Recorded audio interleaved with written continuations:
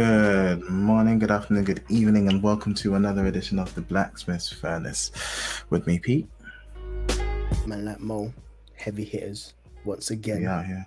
We out here. Rob couldn't make it, but behold, the heavy hitters are afoot. Fam, you love the voices of the heavy hitters. Yeah, so Well, good. hopefully. Gotcha. People have clicked off right now, so nah. Well, that's what Robert would like to believe anyway. Facts. Because Yeah. he's a hater. Anyways, shall we get started? Sorry, not sorry. Yeah, sorry, not sorry. 1-for-1. One for one again? One thing? Sorry? Yeah, let's run a 1-for-1 thing. Yeah. Again, I haven't even got a question. Stress. But I do have a bank of questions. Let me go and find it. Oh, okay. Flick through your Rolodex. Rolodex, you know. Come on. Did you ever use a Rolodex? Have you ever used a Rolodex? No, I don't think I have. Cool. I've got a good question. I've got a funny question. Okay. So, I don't know if you know who Alan Parr is. Alan Parr with the beat. He's a YouTuber. The name sounds familiar. He's a Christian YouTuber, black dude. With the beat. Alan Parr. Yeah, I think he calls his show The Beat or something like that. Oh yeah. I've watched a couple of his videos. Cool. He recently did a video addressing the question, should pastors have private jets? I think we've kind of talked about this before, but be interesting to hear your take. Should pastors have private jets? As in own it, like it's theirs. Yeah. I mean, if you can afford it as a pastor, then go for it. But if your congregation is affording it on your behalf, then that's problematic. If you're setting up GoFundMe's and telling your people to go and then pay for it. Yeah. But if it's from your book sales, if it's from your businesses on the side and you want to own a private jet, then do your thing. I'll still question, is that the best use of money? Okay. And the reason I'll question if that's the best use of money is, from my understanding, having a private jet is not like having a luxury car. Oh, no, it's a lot. Like the cost associated with keeping that running is much more, there's a lot more weight to it. It takes a lot more to keep the private jet up and running. You said you need to hire a private pilot. There's so many checks and there's so much that goes along with it. Yeah, running is ridiculous. And I would be like, is that the best use of the money? But by whose measure? Just in general, especially as a pastor where your heart is meant to be for the people and stuff, having this running cost that's coming from your own pocket, I would almost wonder if this money could be used more charitably. Regardless of however charitable he or she already is. Yeah. However, and the reason I'll raise that question is fundamentally on the ongoing costs. Okay. That's like on the ongoing. So I was gonna say, if you bought like $1 million house or $2 million house, like cool, do your thing. Obviously, there's going to be bills to pay, but wherever you live, there's going to be bills to pay. You've just inflated your bills exponentially, but that's cool. It's household bills. A private jet is not a necessity. It's a luxury. By whose measure? Again. So if you really need to fly, you could go private. I mean, you could go first class. Like there's other means of doing it rather than owning your own private jet. And that would be that. And again, you could, it's, as I said, it's not a necessity because there are options around it that will still be luxurious, lavish, whatever. But it does come back down to the fact of, bro, but it's your money. So if you want to do that, enjoy your life. I won't judge you for doing it. I won't be like, oh yeah, you're not a Christian. I won't particularly do that if it is legit like your money and it isn't the church that's funding it. If it is the church that's funding it, fam, I'm judging you. I'm judging you from the top of your head to the soles of your feet. I'm judging you. Well, but if it's random, but what if it is the church funding it, but everyone in the church has access to it? Then it's not a private jet. It's a public jet. Fair point. It's a restricted public jet. And it defeats the purpose. It really defeats the purpose, because I am assuming that you would have a private jet because the ease at which you can just fly to different places without having to wait, charter a plane or whatever. You can just shoot off and go. But if everyone is using it, then it defeats the purpose. Well, no, because then everyone can just have ease of flying, going and coming. You just have to manage your schedules. Exactly. But what if you got a speaking engagement, which is exactly the same thing as buying a ticket? Yeah. So it's no longer private; it's public. And it just. But if it's private, if it's yours and it isn't funded by the church, enjoy your life. I would still wonder. And for me, it will be more of a curiosity. Could you have used this money in a more charitable way? Similar to Judas asking about the perfume buckle. Yeah. Oh, this guy's a pagan, you know? I was like, yeah. This guy is a pagan. I was like, yeah.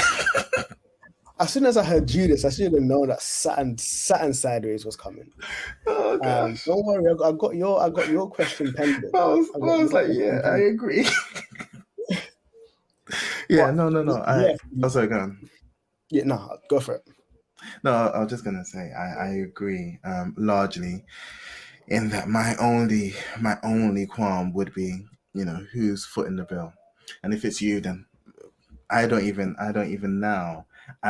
ask the question, could this be used more charitably? Because I don't feel like I'm in a position to ask that question with any authority. And as you said, it might just be a curiosity. You could always wonder, but I think that really is a very subjective thing.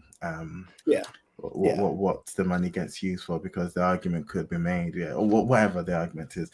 It's besides the point. I think I wouldn't even ask that question.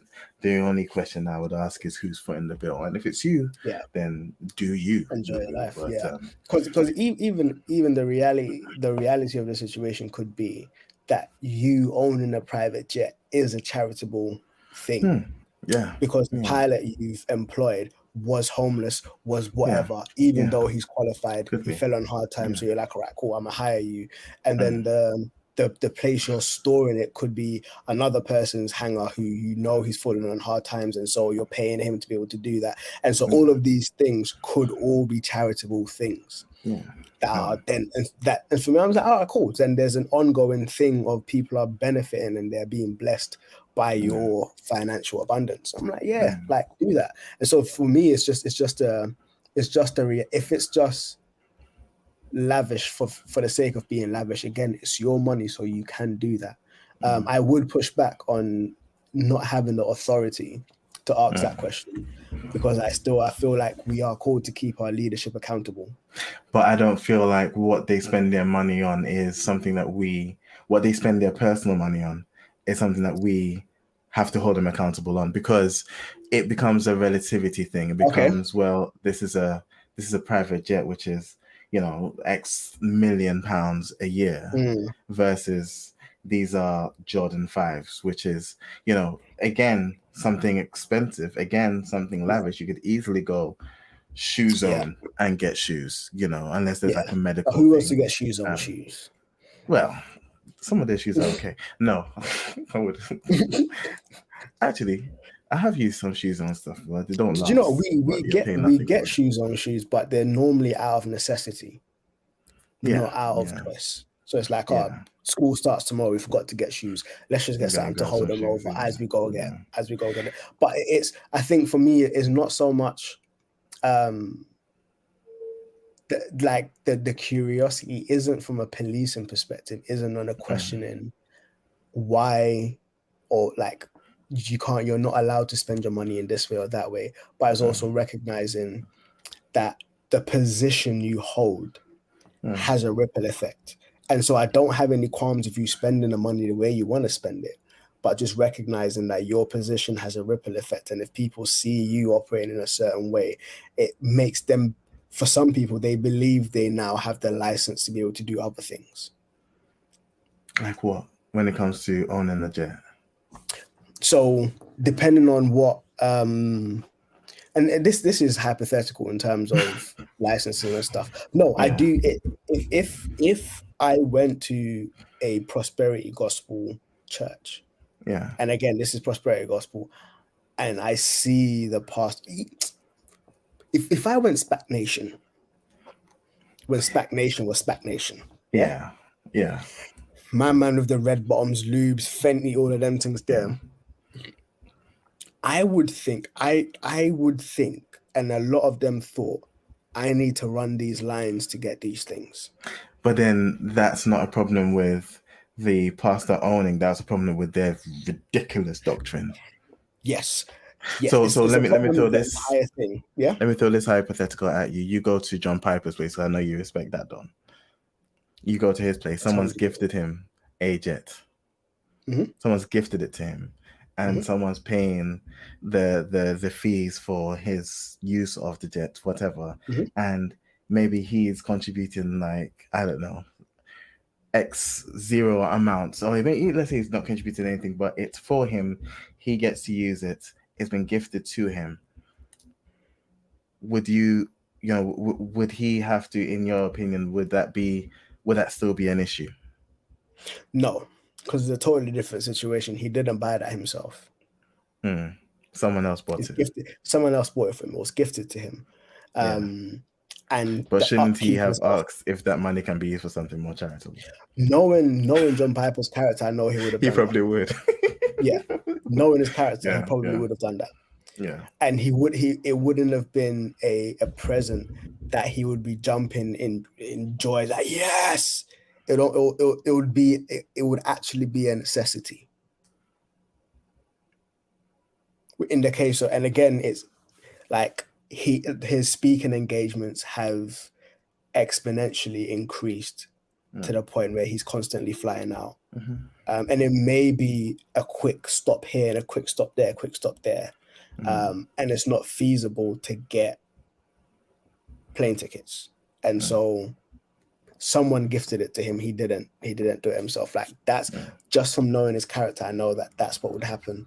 And again, it's a case of, if there is that necessity, bro, do you like more than, and again, I don't have any qualms if you using the money the way you want to use it.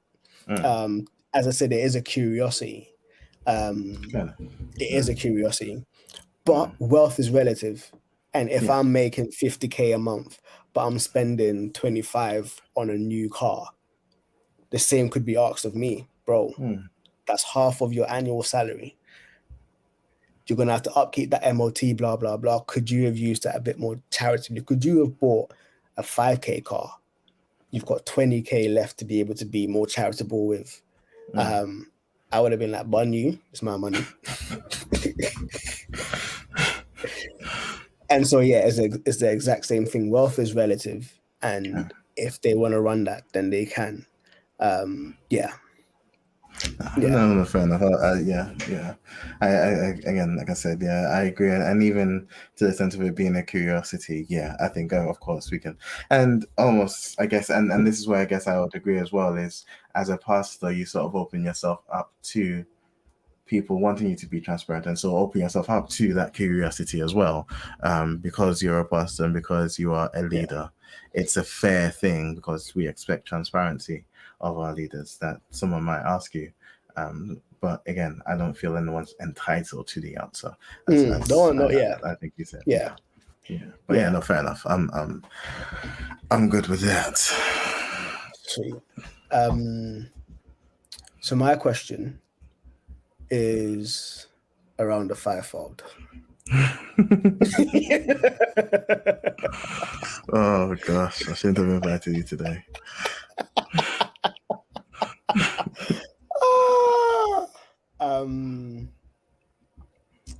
Yeah.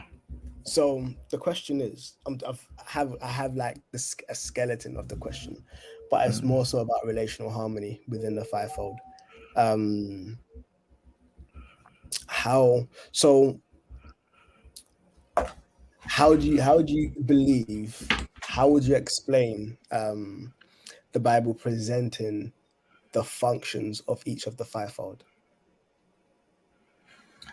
So in Ephesians, I forget the chapter, of course, just now, even though we've literally been using that, they've said it like a few times. It's for the equipping of the church. It's for building up the church. The gifts, the offices, whatever you want to call them, are for building up the church. The direction, the immediate prophetic word, the prophetic word, whatever God's saying, whatever God's heart is, the pastoral care, the doctrinal teachings, and the evangelistic efforts of the church, I think, are all for the benefit of the church, for the building of that church, the building of God's body, of Christ's body. Sorry. Yeah, so that's what I think. The question was also, the question actually was, what do you think the function of each of the fivefold is? Individually? Yeah. So I think each within the fivefold, not each of the fivefold, because that means there's multiple different fivefolds. So that wasn't phrased properly. So I guess for the listeners, when we say fivefold, we're referring to the gifts of Christ listed in Ephesians. I should just find this verse, man. It's apostles, prophets, pastors, evangelists, and teachers. Teachers, yeah. Now I'm looking for the verse. Yeah, figured as much. Ephesians 5.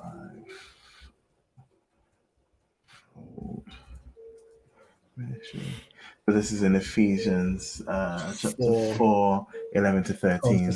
And he gave some apostles, some prophets, some evangelists, some pastors and teachers. I think the apostles and the prophets end up being the ones sort of that bring the vision of the local church in that area. So wherever it is that the local place needs church-wise, I think it's the apostles and the prophets that bring. I'm going to use a couple of different illustrations. The apostles and prophets, I think, bring whatever part of the body of Christ needs to be in that area, if that makes sense.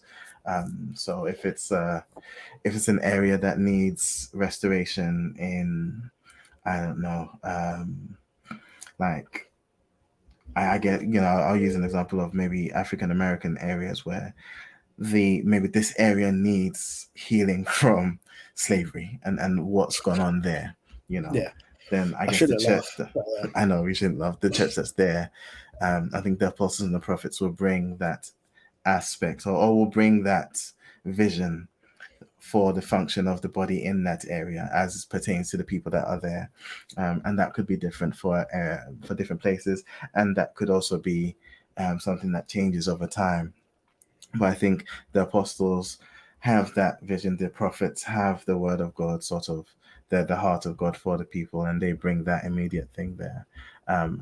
Once they're, I think the evangelists go out, bring people in with the gospel, with the good news. The pastors, I see, take care of them, apply pastoral, fatherly, motherly care to people, actually care for them, actually love on them. And then the teachers bring good doctrine. The teachers bring a reverence and a acknowledgement of the Bible and its base for all of these things. And together, the church is built. Dope. So the follow-on question from that, I know your answer already. I know your answer already because I think we've spoken about this. Are these roles binary? Are they static? Is it either, by binary I mean, are you one or the other? And so if you're an apostle, that's just you. You're like 0, 0, 0, and you're fixed in that position. Or does it fluctuate? Can you kind of move spirit supernaturally within different things? Like how do you feel the operation is for those who are operating within the fivefold? Yeah, I don't think the Bible gives like hard and fast rules on this. The Bible does say God gives gifts without repentance and stuff like that. But it doesn't say an apostle is only an apostle. It doesn't say as much. So from what I've seen and from the way that it seems the Bible presents sort of Christian life, there is a need for one another. I say that because that then defeats the purpose of one person being everything and not needing anyone. Yeah. If that makes sense. Or being everything and that leading to, I don't need anyone. And so I don't think based off of this being the way God has seemingly built the system of the church, one needing one another, us coming together in unity, I don't think one person will, I don't want to say sufficiently, but it doesn't seem like the Bible presents it that one person is all five and doesn't need anyone else. It also doesn't present it as one person can only ever be one thing. I don't think it's like, it doesn't present it as such. And what you will notice is you do have, or you do see, just anecdotally, we see people that are apostolic and prophetic, or that are apostolic and have a teaching bent, or what I do notice is the apostolic tends to be capable of doing a little bit of everything. That's what I've noticed anyway. And again, the Bible doesn't explicitly say that, and so that's why I hesitate to speak with any type of real conviction. But what I've anecdotally seen is apostles are able to sort of move in all these other areas. And I find, for instance, teachers end up being, they tend to be mostly just on the word, and prophets tend to be mostly just in the skies, and evangelists mostly just go and preach, in the crowds. And pastors just be like, oh, come and get a hug, come and get a hug.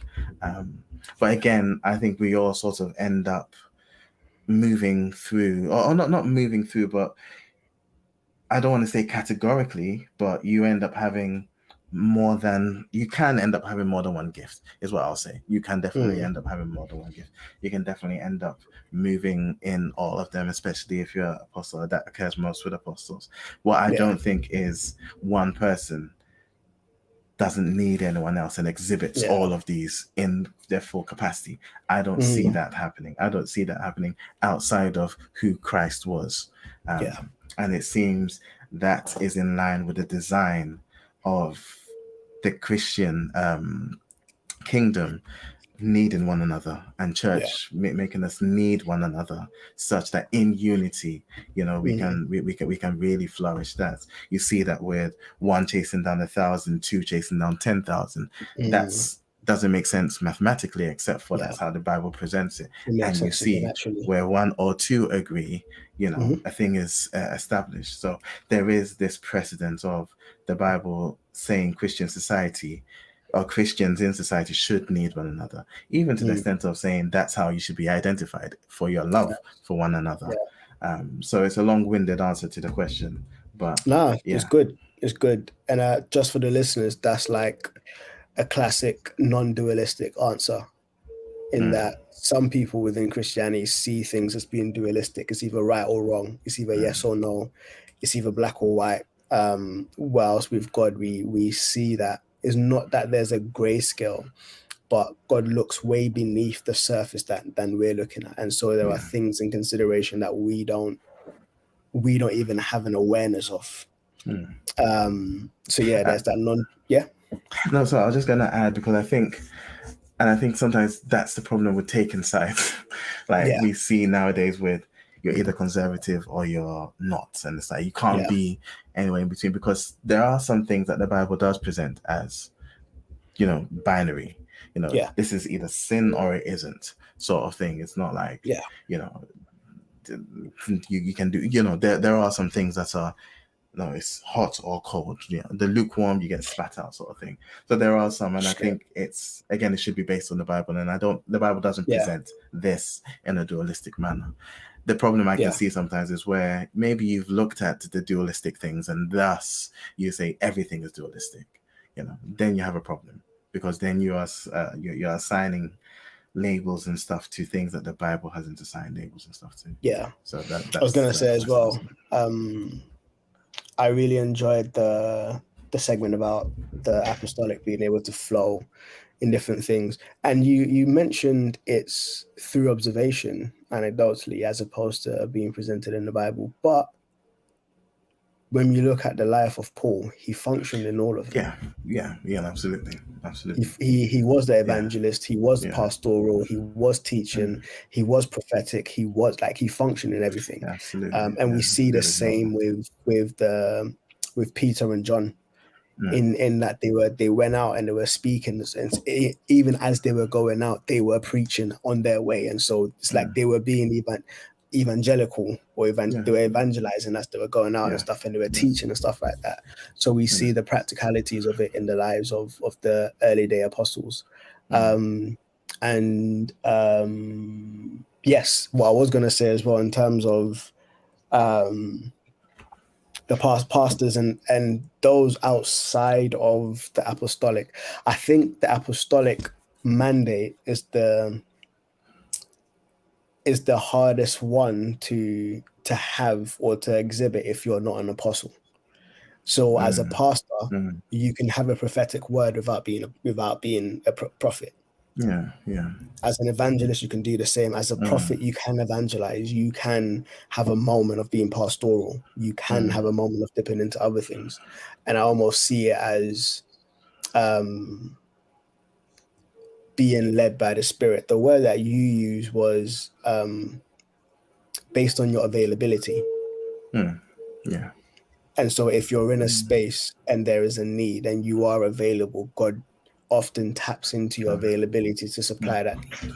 And if the need is a prophetic word, but you're the only one as a teacher who is there and is available to provide that prophetic word, then yes, God will use you to dip into that need. It doesn't necessarily mean that now I am a prophet. It's like, no, I'm being used by God's Spirit. It's the same Spirit who ministers all of these gifts, all of these offices through us. So it's not a far stretch for the Spirit of God to be prophetic in this person at this time, and then be a teacher within the same person at another time. I think it's worth also recognizing even that the gifts of the Spirit allow for that.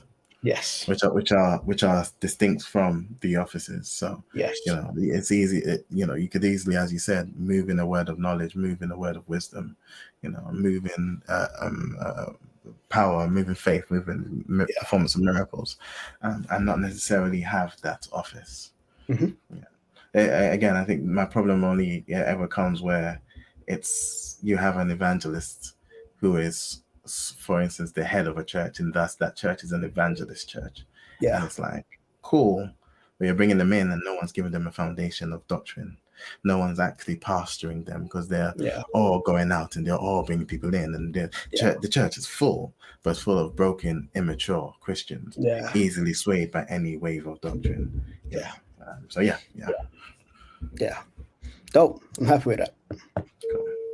Cool. All right.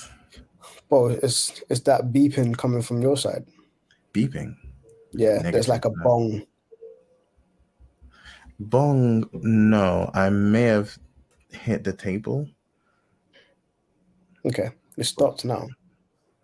Oh, it may also have been Zara's music. Okay. She gets worship instrumentals played. Yeah, it is that. Yeah. I just heard it right now. Yeah, cool. Let me lower it down. So good. I'm loving the Teletubbies next to the Hey Dougie in the corner though. Yeah, Z was Both in of them here. yellowish brown. Z was in here earlier. And You man actually got her Teletubbies. Yeah, I only got her Lala. I only got her Lala because she watched it and she liked it. This is me because Anita's like she's got too many toys, but I'm getting her everything. She watches a cartoon, she likes it. I go out, I see it, I get it. That's just, and I apologize later. Zara's got you wrapped around her little finger, boy. Look, I feel like it feeds her imagination. So it's not just she has to watch it to sort of engage. She can then, and she'll have tea parties with them in her room and, and stuff. And it's like, I feel like it feeds her imagination. But yeah. Yeah, and I guess being the only child as well, it kind of gives her more things to kind of engage with and interact with. Yeah, that's dope. Yeah. Cool. Anyway, side note gone. For those watching, yes, Dougie and Lala are in the building. Come on. There was some more here, but I've thrown them into her room. Cool. So what I wanted to talk about actually kind of be Robert's petty section, where we talk about stuff that's not been addressed in the group. And most recently, Robert put off Uncle Kirk. Yes. Uncle Kirk Franklin. Uncle Kirk Franklin wants to be a rapper now. Because he still can't sing. Yeah, I was being petty with that post. I was hoping so much that no one would respond to it. I was hoping so much. As soon as he responded to it, yeah, I was actually going to send in like an angry comment, just like, why did you respond? Yeah, I was. Why? What? So that we could do it here, or just because you didn't want to engage? Just because I didn't want anyone to engage with it. Yeah. I'm being petty. Yeah. Well, unfortunately, I'm going to bring it up here because, as per, did you watch the video? The first one? Yeah, I watched it. Man went down baphomet. Yeah. That's the goat. So just for context, Kirk Franklin recently in an apparent freestyle that he did on BET, the BET Hip Hop Awards, with DJ Envy, who is I don't think he professes to be Christian. I don't see it in his language or in his actions. But he's a DJ. He's a well-known DJ. He's on the Breakfast Club. He was DJing for it, and one of his bars was like Biggie and Jay or something. So he mentions Biggie, Tupac, and Jay. Yeah, nothing was Nas. I think it was Nas actually. He mentioned some, big time hip hop guys. The lion and the lamb will bow down to the goat. So he says like Biggie, Nas, and Jay or whatever, the greatest capable. Even the lions and the lambs will bow down to the goats. Again, I bet when he was writing it, he thought it was a bar, but that's sparked fury in I guess Christian YouTube and the Christian mafia. Yeah, what the video that Robert shared.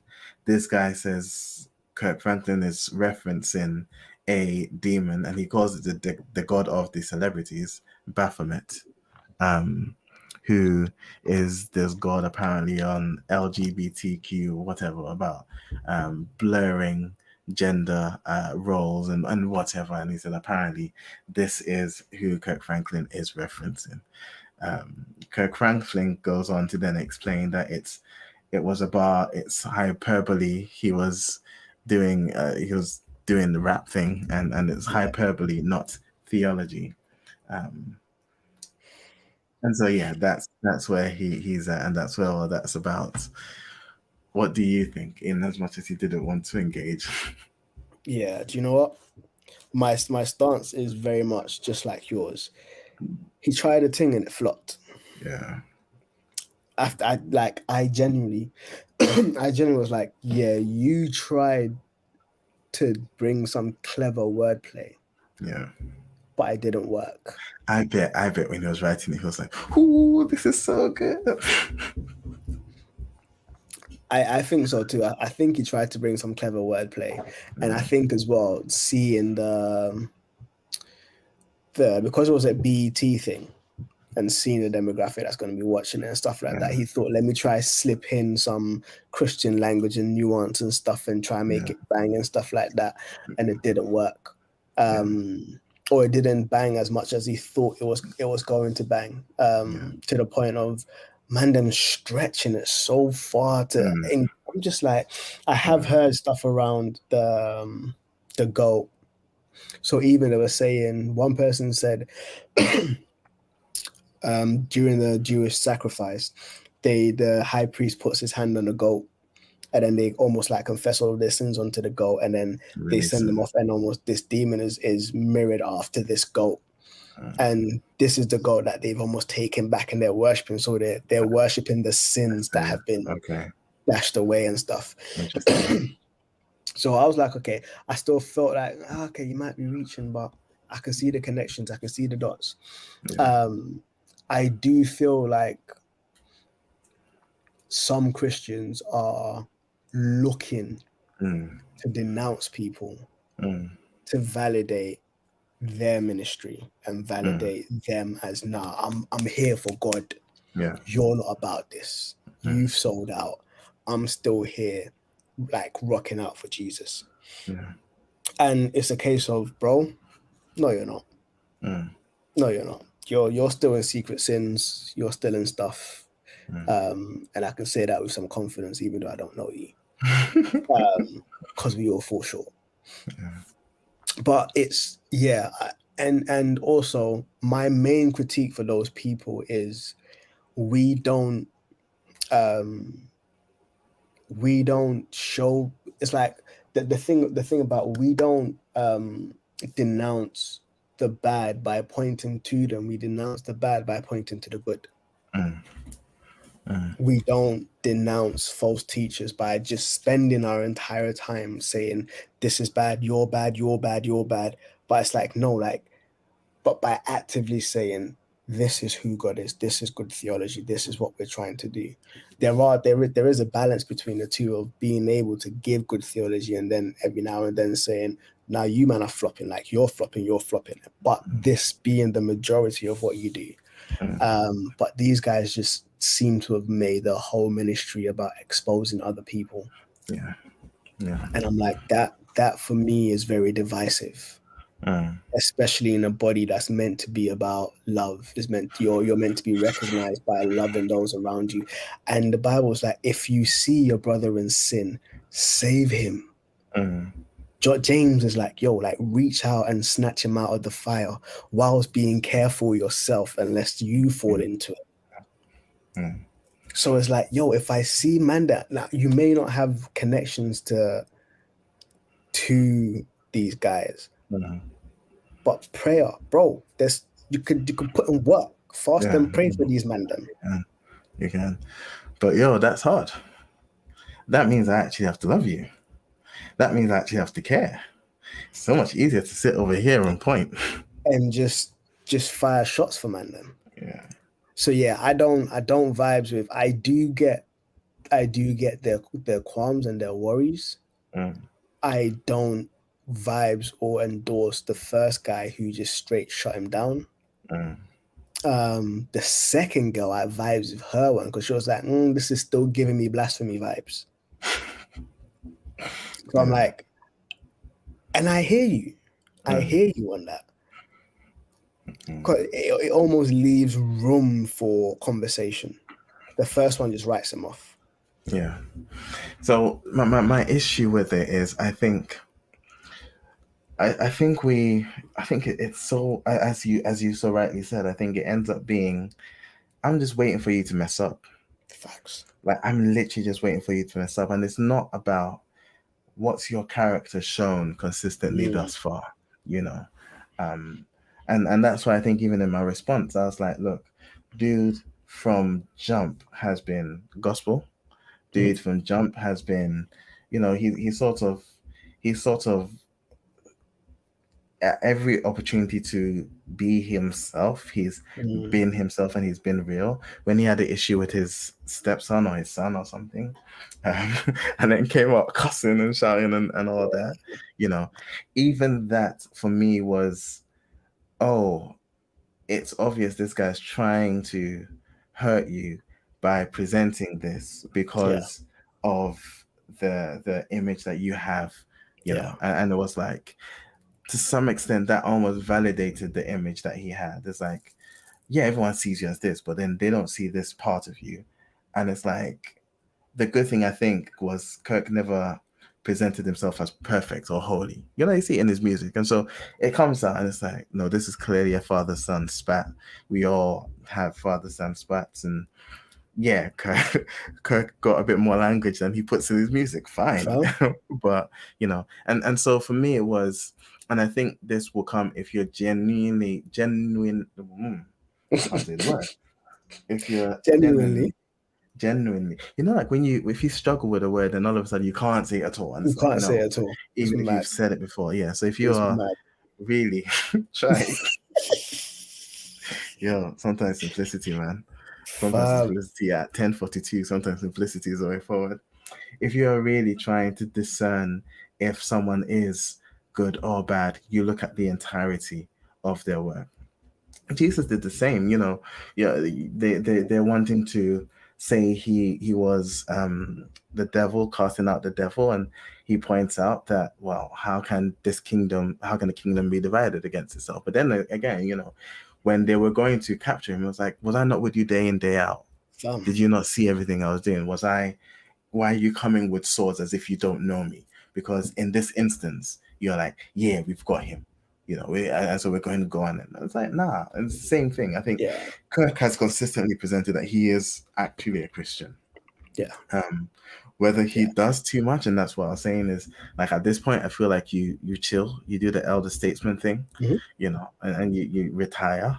But Kirk's still out here doing Sunday best, still out here wearing ridiculous glasses, trying to be down with the kids, and it's like, okay, Kirk's that uncle, boy.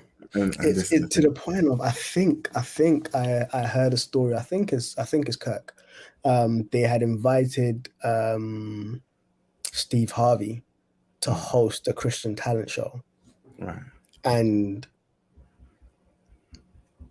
the other judges were talking down on Steve Harvey, saying he's not Christian, he shouldn't be doing this, blah blah blah. He's still a sinner, this and that, and obviously he caught wind. So he was like, I'm just going to quit because you guys don't actually want me here. Who's Steve Harvey? Quit. Yeah. He was like, I'm just going to quit. And then he was like, but Kirk Franklin actually sat down with him and said, in this situation, they're the people who aren't showing the love of Christ, not you. It's them that aren't reflecting the person they're saying you're not reflecting. Yeah. And so there's all of these examples, and there's countless songs where he's like, "Yo, like I'm one of you, man." He doesn't present to be holy. This is the thing. He doesn't. And it's interesting because he is one of the people that actually doesn't present this idea that he is holy and he is like next to the throne of God, even in his music. You know, and again, you can disagree with, you know, what he's trying to do to feed his kids. He's trying to work. But yeah, he's not presenting. And so to then take one line and be like, yeah, it's blasphemy, when the rest of the song was actually good doctrine. Even if you hate the rapping, it was actually good Christian. You know, like, I was meant to have listened to the whole thing. It was professing Christ the whole way through. Like, not even in like a subtle way. It's professing Christ the whole way through. Like, you're not going to listen to that and think it was Eminem doing thingy. You know, you're going to think, oh, this was a Christian professing Christ. There was one line. It was a bad bar. It was a stupid bar. You know, it wasn't even a stupid bar. Like, the lions and the lambs saying, those that are great and those that are quiet, they will all have to bow down to the greatest of all time. It's not actually that bad. That, if you think of it, it's just the way that he worded it, the way he delivered it. It was, and you're not a rapper. You're not a rapper. You're not even like a super deep writer in your music. Your music is very simple and straightforward. This is what we love from you, Kirk. Like Kirk Franklin, even in his albums, his OG albums, he was the hype man. This is the thing. You write it, someone else sings it. Yeah. That's what I'm saying. He still can't sing, so now he's rapping. No. And This is the exact same thing they did to Lecrae. Is it? When he started coming out with church clothes and stuff like that, Yeah. people were quick to write him off. Mm. Now, obviously, he went to the stages of like taking 116 out of Was it taking Price out of the thingy? Yeah, the mission statement thing. Mission statement and stuff. But again, he went through a real challenge of questioning his faith, where there was a real rocking of his faith. And rather than the masses actually standing with him, they just denounced him and cast him off. Yeah. And now he's recently launched this initiative to reach, I think, 1 billion unreached areas of the world with the Bible. Oh, nice.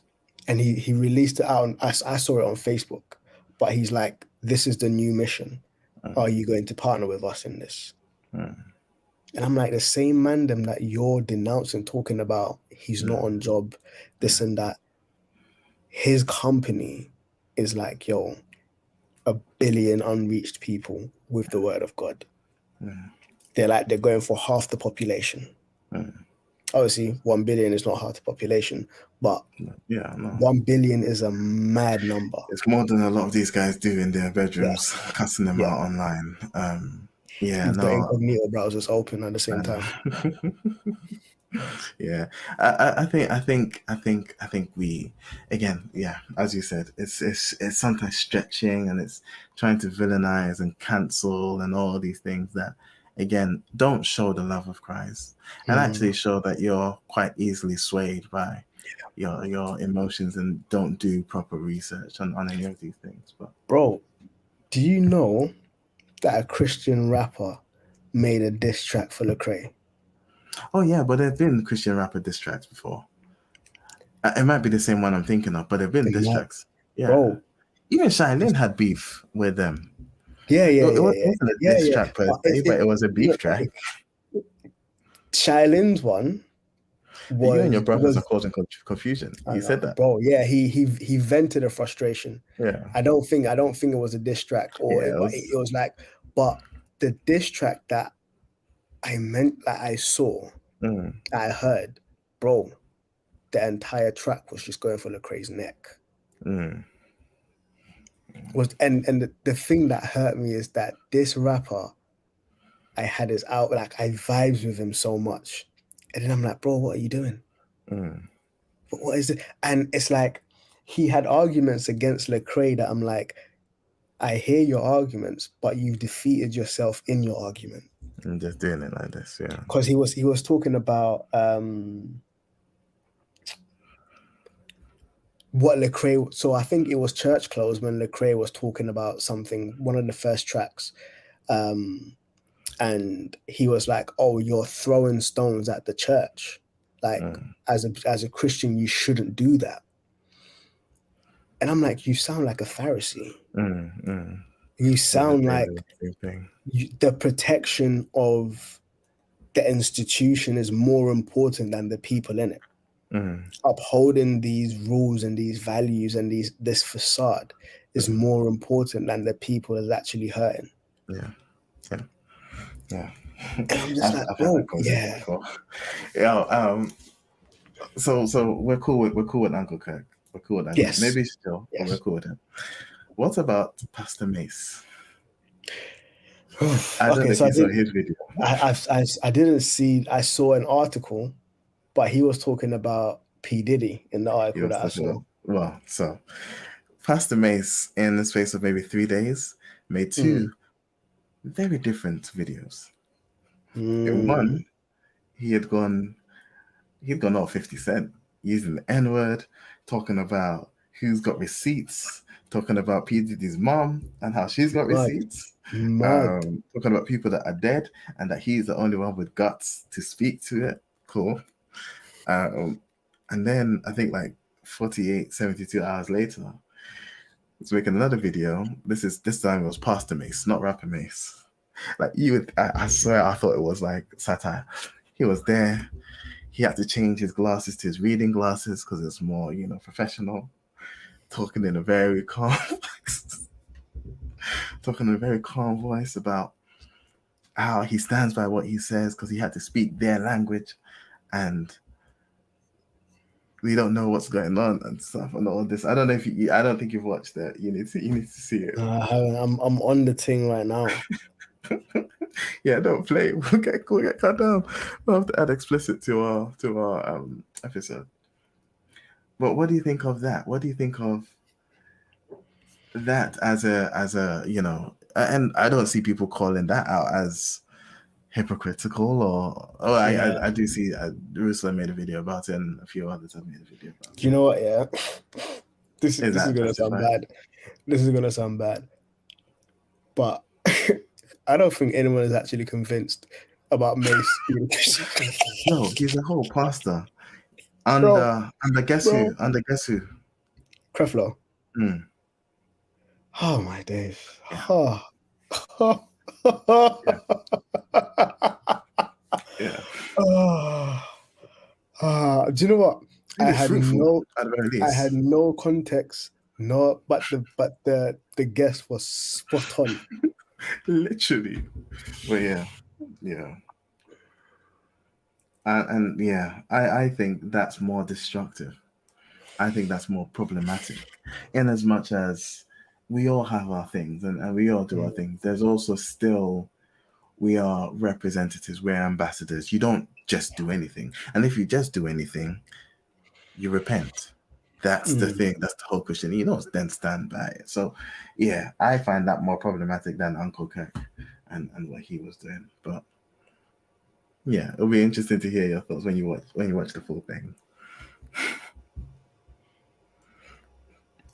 I literally thought it was a joke. I'm literally like, what? 21 seconds into this Mase video. This was Rapper Mase. Is this Rapper Mase? Yeah. And it's 6 minutes long. Yeah. And it's like, mother got the receipts. Huh? I'm just like, bro, 21 seconds, you know? He was on it. He was speaking their language. Bro, so he's trying to be all things to all men that he may win some. There you go. Including the clothes, including the chain. Yeah. Bro. Cool. Yeah. Do you know what? I do. It's like God can speak through a donkey. True. God can speak through a donkey. Mm-hmm. So God can use absolutely everything and anything to communicate his message. Mm-hmm. And so I don't deny or don't, but it's like you may be able to glean something. From the Rapper Mase video. No, not from the video, but from Pastor Mase. From Pastor Mase, as a pastor. Yeah. No. Yeah, you're right. You're right. But that doesn't validate them as the position within the position that they're in. Because, bro, a madman on road, you can glean something from them. Yeah. It doesn't mean they're a pastor. Yeah. It doesn't mean they're called to speak to the nations. They may be, but maybe not. So yeah, just because someone's in a position within the church doesn't necessarily mean that that's where they're meant to be. The person who put them into that space is the person who's sitting over him. I personally am not convinced by Mase as a pastor. I'll say that with my chest. I haven't listened to any. We haven't listened to his sermons. Yeah, I haven't listened to his sermons. I haven't followed his Christian walk. I haven't done any of those things, and I can't necessarily say, oh, because he did X. No, what I am basing it on is it's just because, bro, like I listen to explicit music. I do whatever, blah blah blah. But there has to be evidence of you bearing fruit in a way that displays the nature of God. And I believe, even with me not following his narrative, I believe conflict is one of the like tension and conflict is one area in which you get to display that. And if, bro, Mase became Pastor Mase when I was in uni. That's over a decade. He's still released secular albums since. It's over a decade. And for you to be a pastor should indicate some sort of growth, maturity, being given, being discipled, being trained, like something. And if all of that isn't in place, then the person who put you into that position needs to be held accountable, because he's doing them a disservice. That's like what Justin Bieber saying, "Oh yeah, I'm a Christian, cool, Pastor Bieber." What? Like that don't run. You're skipping over all the men who actually have a heart for God. And we know why you're skipping over your own maturity in your heart for God, to then go and then what, you cover someone else with that, like, bro, that's because dangerous. he wants the jet. Because obviously Pastor Mase will feed into the private jet. But yeah, for me, it's a dangerous position to be. The Bible tells us, do not put new believers into a position of power, because the devil will tempt them. It isn't an if, but maybe, will tempt them. They need to be grounded in their faith. Now we've got this man here. You've got young people, impressionable young people looking up to him.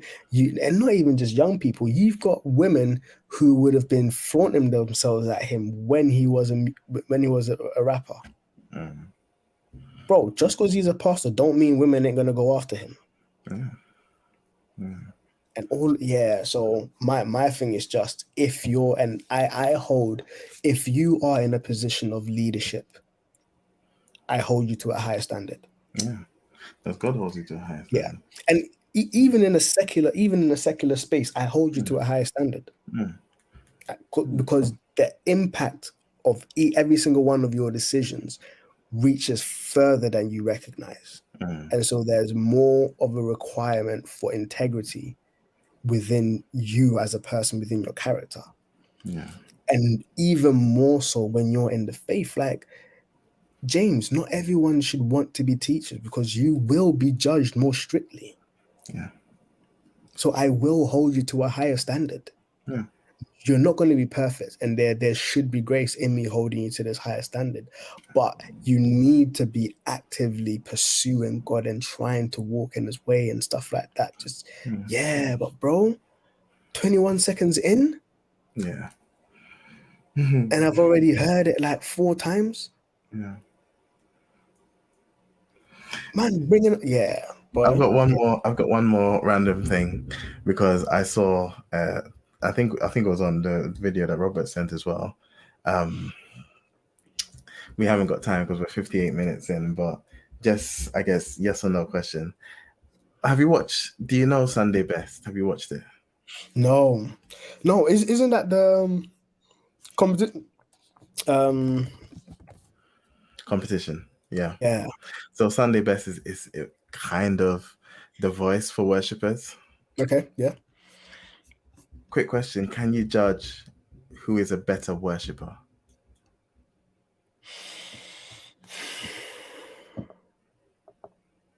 No. This whole show is based around finding the best worshipper, not the best singer. And I haven't watched it in years. So they might have changed by now. But like a whole thing was, no, you can be a good singer, but are you a good worshiper? And you've got a panel of 4 people who are judging whether or not you are a good worshiper. I'm not even going to get into it. The thing I wanted to ask was, is the church ready? And I'm quoting someone here. Is the church ready for a transgender worshiper? Oof. I did see that video. Yeah. I didn't finish it, but I did see that video. Yeah. And no, the church isn't ready for a transgender worshiper. I guess the question not publicly anyway. I guess the question is it something it needs to be ready for? But I don't think my response is, I don't think the church, I don't think the people, because I feel I'll put a difference between the church as in the entire body. Because if you love Jesus, you are the church, you are part of the church, whether the church is ready for you or not. That's their problem. If you love Jesus, if your heart is really with him, you're already you're his bride.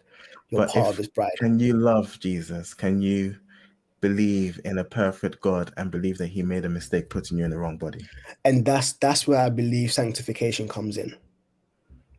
So I believe there's that process of you moving more and more close, renewing your mind, renewing your heart, and moving closer to the image that he made you in the first place. And I do believe, and this is a generalization, but I do believe that there is some trauma and stuff for most people around their identity. And so there has to be healing there. That's definitely something I've overlooked. That's very true. So there has to be some healing there, even as you move towards this wholeness and accepting who God has made you. So if at this point you are a transgender worshiper, I'm just like, yo, you're part of the bride. Like, do your thing, worship God. If it is God you're worshiping, then who am I to stop you? Your worship ain't to me, it's to God. And he accepts your worship. So I'm just going to stand and worship with you.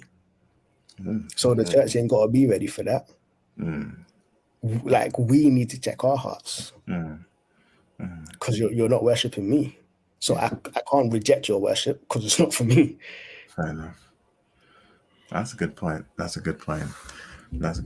definitely overlooked that, just because from the video it sounded more like, nah, this is me. And also it wasn't like this is something I'm going to grow into or understand. It was like, oh no, I was in the wrong body and I'm a worshiper and I find something there. But anyway, you're right there. There's a lot more nuance to it than just that. So that's very fair.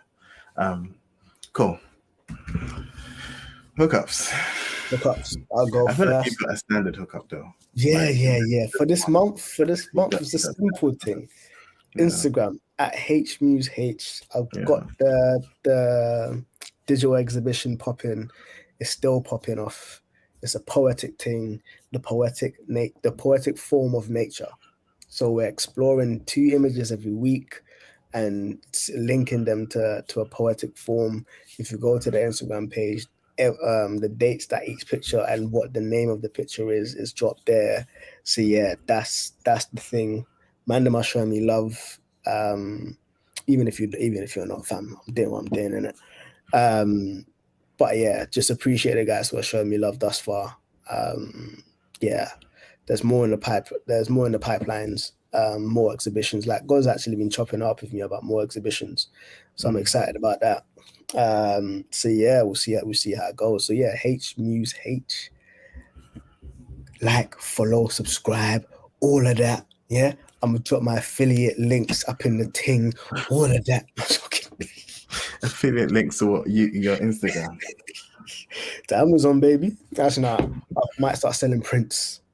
Yeah, no, and it's been dope pictures so far. Like, it's been really good. I only have 15 minutes, so I've got a timer, 15 minutes per day on Instagram. Okay. So I get on there and I have to search for you real quick, especially if you haven't posted it like immediately. I gotta search for you real quick before my timer runs out. I appreciate that, man. But yeah, so I think I've even missed. I've missed liking some of them. But the most recent one was Parable, I believe. Yes. Yeah, Parable. That was today. Yeah. Cool. My hookup, and this is going to be very, very specific to a specific group of people, but after years of having a painful end to a manga, we have the 1,000-Year Blood War anime released I think it was last week. It was last week. Yeah, it was Thursday. last week. Every Thursday. Yo, let me tell you. It's out today. It's out today. Don't watch Bleach before going into MMA. Because at some point, you're going to whisper to yourself, Monkai. And you're going to forget that your cardio doesn't match Ichigo's. Bro. Yo, check out Bleach. It's even more accessible because it's on Disney Plus. So you can check out Bleach on Disney Plus, the new season, animated by a dope studio. Yeah, and I mean, I haven't even watched today's episode, but last week's episode was just hype. Bro, Yeah. the introduction of the characters alone had me flinging my iPad. Just hype. What? Oh man. So yeah, now check that out. That's my hookup is Bleach, 1,000-Year Blood War. I got work to do, but I might go watch Bleach and then go to sleep. Yeah, I'm being tempted. I'm tempted. I'm very tempted. But yeah, man. Yo, thanks for chilling with us. Thanks for watching. Thanks for listening. You can find us on social media at The Furnace UK on Instagram. I don't even know who's checking that. TBS Furnace at hotmail.co.uk. I've been slacking with that so much, man. You can find us on all podcast websites and all podcast apps. Just search for The Blacksmith Furnace with an apostrophe. We are based on SoundCloud, soundcloud.com/The Blacksmith Furnace without an apostrophe, and you'll find us.